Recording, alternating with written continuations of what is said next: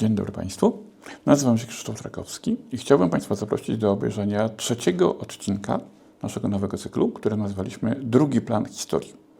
Staramy się w tym cyklu pokazywać zdjęcia bardziej już znane, z naciskiem na to, co dzieje się niejako z tyłu tych fotografii, czyli właśnie w drugim planie.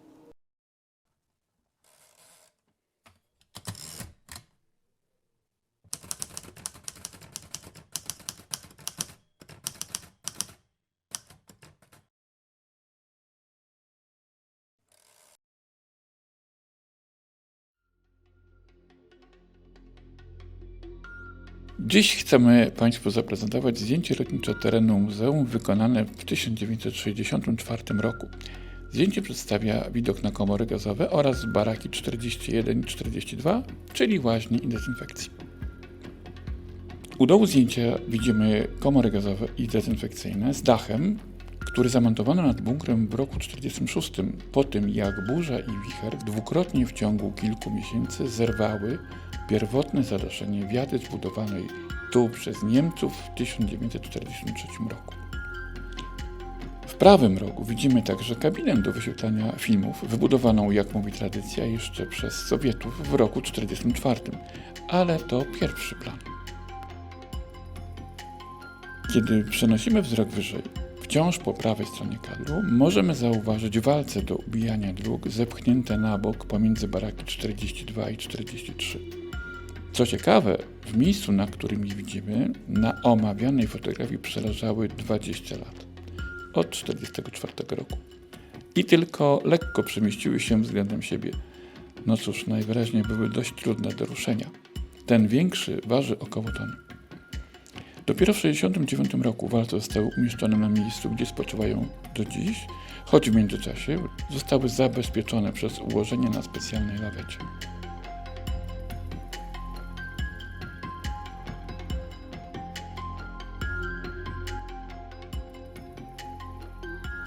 Skierujmy teraz wzrok na lewy skraj zdjęcia, tuż za drogę prowadzącą do części warsztatowo-magazynowej.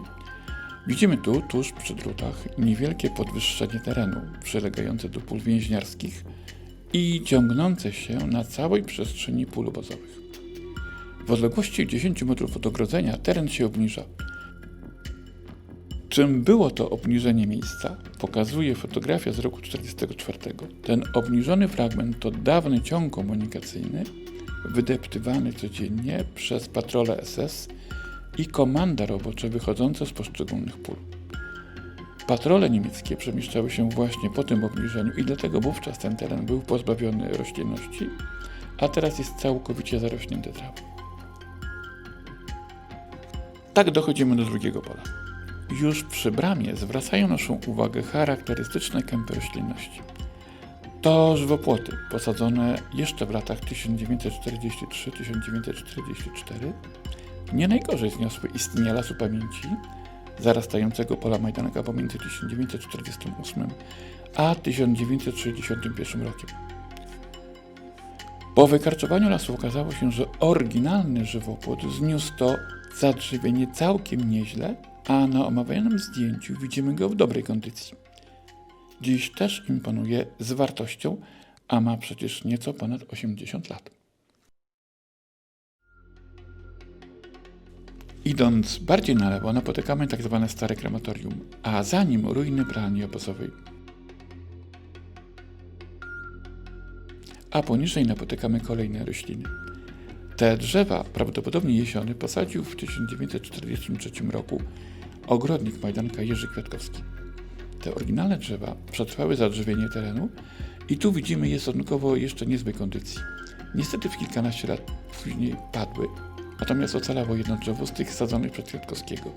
Zobaczycie je Państwo na samym skraju fotografii. Inne ujęcie pokazuje, jak wyglądało w 1964 roku. To nie tyle oryginalne drzewo, co odbijający młody pęd.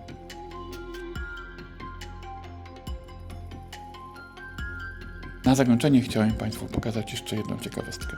To widok na kolumnę trzech orłów. Oryginalny pomnik wykonany w 1943 roku został uszkodzony w 1944.